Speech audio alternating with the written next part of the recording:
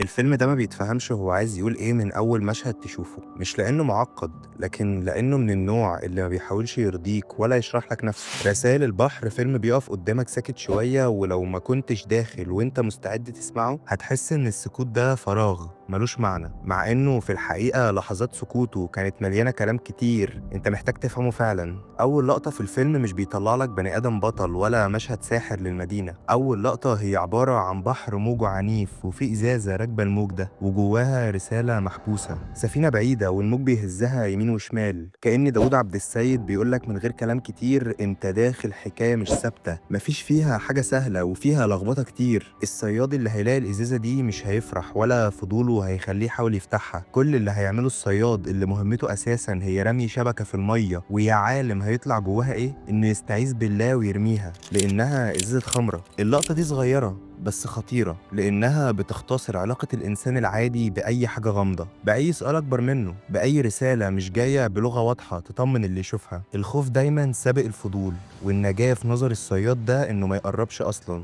يحيى بقى مش الصياد ده، يحيى من النوع اللي ما بيعرفش يسيب الحاجة تعدي والسلام حتى لو هو نفسه مش فاهمها. يحيى داخل علينا في الفيلم وهو خارج من حياته الدافية اللي في بيت كبير وطبقة اجتماعية كويسة وشغلانة مهمة زي الدكتور، بس الحقيقة إن يحيى مش مرتاح ومش شايف نفسه في الدايرة اللي هو مختارهاش دي. زهق من تريقة واستخفاف الناس بيه بسبب تهتهته في الكلام.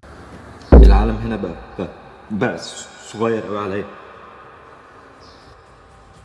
الجملة دي لو اتقالت من أي شخصية تانية في الفيلم كانت هتبقى شكوى، لكن من يحيى كانت اعتراف بإن البيت واسع والمدينة كبيرة بس للأسف روحه كانت مخنوقة. ويمكن علشان كده أول ما يحيى بيشوف البحر بيحس إنه بيناديه. البحر في الفيلم ده مش مكان تروحه ولا منظر تتفرج عليه من بعيد ولا رمز رومانسي زي ما السينما بتحب تبيعهولنا. البحر هنا قوة ليها مزاج وليها كرامة وليها ألف حساب.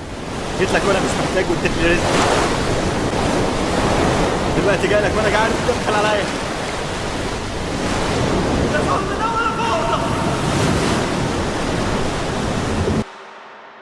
الغريب إن المواجهة اللي لسه شايفينها دي ما جاتش من واحد كافر ولا من واحد رافض وناقم على حياته، لكن من واحد قرب قوي، يمكن قرب أكتر من اللازم. عشان كده السؤال ده بيخوف قوي إنه طالع من واحد مؤمن، مش لأنه بيشكك لكن لأنه بيسأل من مبدأ العشم والحب مش من مبدأ التمرد. إنك تكلم القوة الحقيقية مش كعبد بيتذلل ولا كمؤمن بيستسلم، لكن كإنسان جعان ومستغرب إن الإيد اللي المفروض تقدم له الأكل ما ظهرتش وقت الجوع. هنا بقى نفهم ليه الفيلم في نسخته الأولى كان اسمه رسائل الله، وليه الاسم ده كان لازم يتغير، مش لأن البحر بديل للإله لكن لأن البحر هو الصورة الوحيدة اللي الفيلم يقدر يواجهك بيها، صورة قوة بتدي وبتمنع، بتغرق وبتنقذ من غير ما تقول إنها المسيطرة الحقيقية في العالم، زي الحياة بالظبط وزي الإله لو بصينا له من غير ما واحد يترجم لنا كلامه. الرسالة اللي يحيى بيطلعها من البحر مكتوبة، بس مكتوبة بلغة محدش عارفها، مفيش ولا شخص أجنبي أو عربي في اسكندرية يقدر يقراها، ولا حد قدر يقول لنا دي خريطة كنز ولا قصيدة ولا واحد راميها وبيهزر. وده مش فشل درامي، ده اختيار.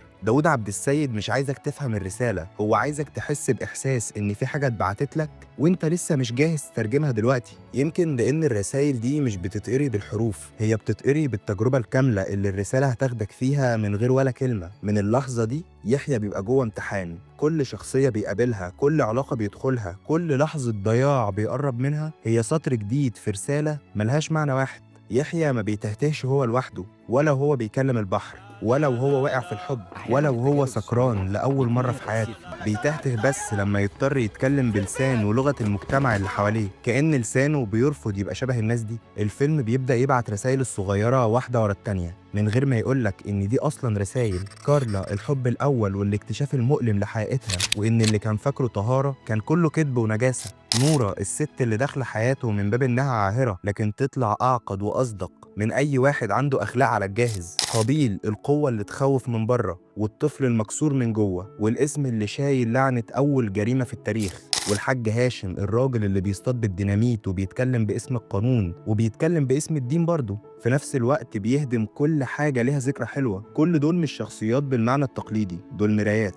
يحيى ما بيتعلمش منهم دروس مباشرة، هو بس بيقرب منهم فبيتوجع فبيفهم فبيكمل. وخلي بالك البحر دايما موجود في فيلمنا، في الخلفية وفي الصوت وفي الكادرات الواسعة وفي اللحظات اللي الإنسان فيها بيحس إنه صغير قوي على العالم ده. في مشهد النوة لما الصيد بيفشل ويحيى بيصرخ، الفيلم بيوصل لأقرب نقطة بين الإنسان والقوة اللي فوقه اللي بتتحكم فيه. الصرخة دي ما كانتش دعاء وما كانتش اعتراض، دي صرخة وجع وجوع، والجوع هنا مش جوع أكل ولا جوع فلوس، ده جوع واحد عايز يفهم هو ليه موجود في الحياة دي أصلا. من هنا نبتدي نفهم إن الرسالة مش محتاجة ترجمة، لأنها بتتكتب على جسم يحيى نفسه، على اختياراته وعلى علاقاته وعلى اللحظة اللي يقف فيها قدام حد زي الحاج هاشم ويرفض التفاحة اللي ما كانتش أكلة تسد جوعه، دي كانت صفقة بين إنسان وشيطان عشان يبيع فيها ذكرياته مقابل الأمان، يبيع تاريخ مقابل الفلوس، ويبيع روحه مقابل راحة. يحيى بيرفض العروض دي كلها، والرفض بتاعه ده مش بطولة ومش انتصار، الرفض ده بس إثبات إن الرسالة وصلت واتفهمت ولو حتى لسه بشكل صغير قوي. وفي النهاية لما يحيى ونورة يطلعوا على المركب، في سمك ميت حوالين منهم والبحر مفتوح ومفيش أرض واضحة، نرجع تاني ساعتها لأول سؤال، هي الرسالة مكتوب فيها إيه؟ This is not Russian, no Polish, no Hungarian. نوت أي حاجة؟ لا والله. من بعد مشهد المطر والفيلم يدخلنا في واحدة من أهم لحظاته، مش لأنها هتصدمنا لكن لأنها هتكشف لنا يحيى أصلا. نورة هتمشي مع يحيى والمطر نازل والدنيا ساكتة، من بعد ما كان في مزيكا بتسحر يحيى طالعة من شباك، بيدخلوا بيت يحيى ونورة بتتصرف بشكل طبيعي جدا بالنسبة لها، زي ما اتعودت طول عمرها وزي ما الرجالة كلها متعودة تشوفها. لكن يحيى بيقف قدام الموقف ده باستغراب، بيقول لها إن في أوضة تانية تقدر تنام فيها، كأنه مش شايف الإشارات اللي بتتبعت له، أو يمكن شايفها بس مش عايز يتعامل معاها بنفس المنطق بتاعها. ولما تدخل نورة الأوضة عليه، يحيى بيعترف بكل بساطة إنه مش معاه فلوس، فبيطلع 20 جنيه ويسألها محتاجة كام، وبيقول لها لو هي موافقة تاخد 10 جنيه وبالباقي سمك.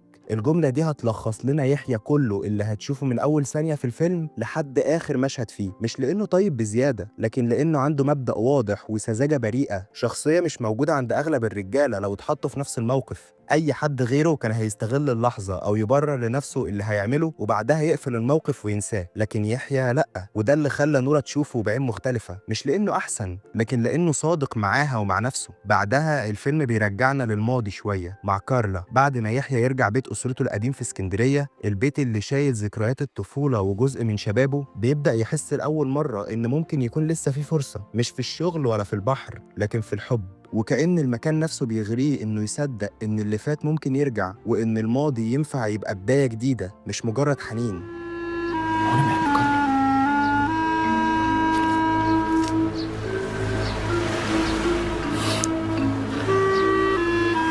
انا بحب كارلا. كارلا هنا بتيجي كأمل، كصديقة قديمة عاش معاها سنين براءة، طفولة ومراهقة وضحك من غير حساب. ولما يقرب منها يحيى ويجي يبوسها، بتبعده كارلا بهدوء وبتقول له جملة تقيلة جدا: صعب نغيب عن بعض 10 سنين ونرجع نكمل لكننا كنا امبارح.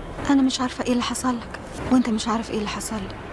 الجملة دي كان فيها كل الحقيقة، بس يحيى ما فهمهاش، أو يمكن يحيى نفسه ما حبش يفهمها لأنه كان محتاج يصدق إن في حاجة ثابتة في حياته، حاجة ما اتغيرتش. فكملوا القعدة واسترجعوا الذكريات واتفقوا كمان إنهم يتعشوا تاني يوم، ويحيى يخرج من عندها ماشي في الشارع وهو لأول مرة من بدري حاسس بفرحة خفيفة، فرحة متدارية، وهو بيسأل نفسه بصوت مسموع: هو أنا بحب كارلا؟ السؤال ده مهم لأن يحيى طول عمره ما كانش عنده أصحاب، ما كانش عنده حد يشاركه إحساسه، معرفش يقول أنا بحب غير لكائن ما بيحكمش عليه. السمكة اللي اصطادها يحيى من البحر واللي قال لها بمنتهى الصدق أنا بحب كارلا، وبعدين راح رماها تاني في المية، كأنه مش بس بيرجعها للبحر لكن كمان بيرجع إحساسه لمكانه الطبيعي بعيد عن كل عيون البشر. وهنا داود عبد السيد بيعمل كات ذكي جدا، من اعتراف بريء عند البحر نوصل لأتيليه بتاع كارلا وهي بتصمم فستان لزبونة، ومن غير ما يقول كلمة واحدة ومن غير أي مشهد يصدمك بيبدأ يزرع الإحساس جواك وانت بتتفرج بإن في حاجة مستخبية، في حاجة مش واضحة في النظرات بتاعتهم، في الكلام، في المسافة اللي بينهم وبين بعضهم. وبعدها الحقيقة بتطلع لنا بهدوء أكتر ما هي هتصدمنا. كارلا مثلية الجنس، بتحب البنات. الصدمة هنا مش في الفكرة نفسها، الصدمة في إن يحيى كان آخر واحد يعرف، وفي إن كل اللي كان فاكره بداية طلع وهم، وفي إن الجملة اللي قالتها من الأول كانت صادقة أكتر ما هو كان مستوعب. وفي اليوم اللي حبيبة كارلا بتزورها فيه وتاخد مفتاح شقة يحيى عشان تقيم معاها علاقة، داود عبد السيد بيختار زاوية للكاميرا محسوبة جدا، الباب مفتوح والكادر من ناحية يحيى، كأننا بنشوف بعينه وبنستكشف معاه حاجة هي مش محتاجة تتشرح أصلا. بنشوف جانب خفي في شخصية كارلا، وحقيقة المجتمع مش بيحب يبصلها في النور. المشهد ده مش عن الشذوذ وخلاص قد ما هو عن الحقيقة، عن إن الحرية المطلقة موجودة حوالينا، بس إحنا كمجتمع مش مستعدين نشوفها أساساً، ولا حتى مستعدين نتعامل معاها. بنفضل الصورة اللي تضحك علينا، اللي تطمنا حتى ولو كدابة. وبعد الاكتشاف يحيى ما بيعملش أي مشكلة، ما بيصرخش فيهم، ما بيهاجمهمش، هو بس بينسحب وبيبعد. والكادر الأخير ليحيى هو بيحسسك بالوحدة، مضلم وواسع وفاضي، كأن الفيلم بيقول لنا إن يحيى رجع لنقطة الصفر من تاني، ورجع لوحده تاني. قابيل من أكتر الشخصيات اللي ممكن تتفهم غلط في رسائل البحر، لأن أول انطباع عنه مقصود إنه يخوفك، لأن جسم ضخم وملامح قاسية وصوت واطي وتقيل، وطريقة تحسسك إن الراجل ده شايل خطر وعنف في كل خطوة بيمشيها. وده بالظبط اللي داوود عبد السيد عايزه، إنه يقدم لك شخصية تبقى مرعبة من بره، وبعدين يقعد يفككها لك حتة حتة قدامك. يحيى أول ما بيشوف قابيل بيشوف فكرة القوة، فكرة إنك لما تبقى بالشكل ده محدش هيقرب لك، محدش هيكسرك، محدش هيقدر يجي عليك بأي شكل من الأشكال. وعشان كده في لحظة مهمة في الفيلم بيقول إن نفسه يبقى زي قابيل، نفسه الناس تخاف منه، مش حب في العنف لكن هروب من إحساس الضعف اللي مسيطر عليه. كان نفسي ابقى قوي قوي زيك كده، ليه يعني؟ عشان ما حدش يقدر يلمسني. قابيل بقى هو الوش التاني ليحيى، لأن الحقيقة إن الاتنين شبه بعض جدا أكتر ما هم فاكرين. الاتنين تايهين والاتنين حاسين بوحدة، الاتنين مش لاقيين مكانهم، بس كل واحد فيهم لابس قناع مختلف. يحيى لابس قناع البراءة وقابيل لابس قناع القوة. مع الوقت الفيلم بيبدأ يقربك من قابيل، بيوريك إن الراجل اللي شكله يخوف ده هو أكتر واحد مرعوب أصلا، مرعوب من نفسه ومن اللي عمله قبل كده، من الذنب اللي عايش جواه، ومن فكرة إنه لو خسر الذكرى دي يبقى بيخسر آخر حاجة بتفكره بإنه إنسان. قابيل قتل بس الفيلم عمره ما قدمه كمجرم، هو قدمه كإنسان مش قادر يسامح نفسه. كأن العقاب الحقيقي مش في السجن ولا المجتمع، العقاب الحقيقي إنه يفضل فاكر، يفضل شايل الجريمة جواه ورافض أي فرصة للنسيان. علشان كده مشهد العملية في المخ بتاع قابيل هو مهم جدا، لأنه بيحط قابيل قدام اختيار مستحيل، لا يعيش وينسى، لا يفضل فاكر بس يموت.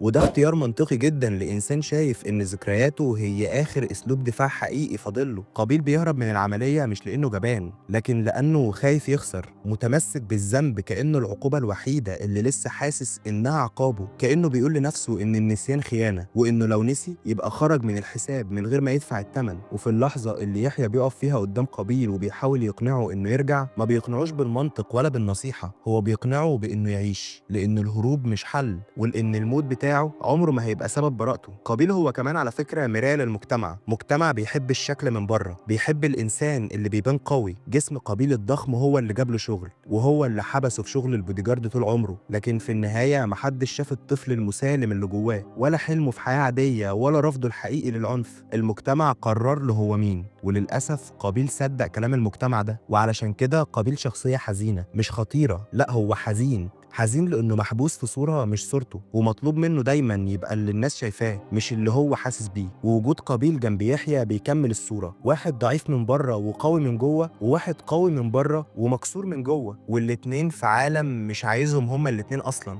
عالم مش بيشوف غير صورة من بره وينسى اللي جوه. وفي النص في نورة بتحاول تكمل حياتها بس بطريقتها، بترفض الجواز من يحيى مش لأنها ما بتحبوش، لكن لأنها شايفة الواقع من غير أي تجميل، عارفة إن في رجالة كتير عارفين جسمها وعايزينه، ومش قادرة تبدأ حياة جديدة مع الإنسان ده وهي شايلة الإحساس بالذنب ده جواها. فنورة بتختار الإجهاض، بتسقط الجنين عشان تقطع وتنسى وترمي الحيرة اللي هتتولد مع الطفل ده. هل الطفل ده ابن يحيى ولا هو ابن جوزها اللي بيستغلها جنسيا وشايفها مومس خاصة ليه هو لوحده؟ حتى لو يحيى موافق بالطفل ده لأنه منها، لكن هي مش موافقة إن يبقى في احتمال إن الطفل ده يبقى من شخص قذر زي جوزها المستغل. وفي الآخر بنرجع للبحر، نورة بتقوله دي رسالة من البحر ليك، مش بتشرح له ولا بتفسر له ولا بتطلب منه إنه يحاول يقراها.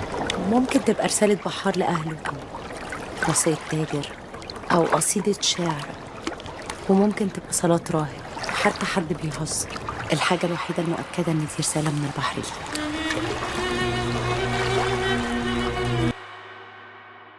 رسائل البحر فيلم عن ناس مش مناسبة للعالم ده، ولا العالم ده هو مناسب ليهم. ناس عندها براءة ومبدأ وصدق مع نفسهم أكتر من اللازم، وده يمكن أقصى إحساس سابوا الفيلم فينا. وساب لك رسالة ممكن أكون أنا أول واحد يقولها لك النهاردة، وهي إن لو جات لك رسالة من بحر أو من شخص أو من إله، يا ريت ما تخافش منها وترميها، وتبقى كده ضيعت على نفسك رسالة بحر. ما تنسوش المخرج العظيم داود عبد السيد من دعائكم، لأنه كان إنسان ومخرج عظيم جدا، وساب رسالة هتفضل للأبد معانا. شكرا جدا لوقتك. كان معاكم أحمد أسامة. سلام.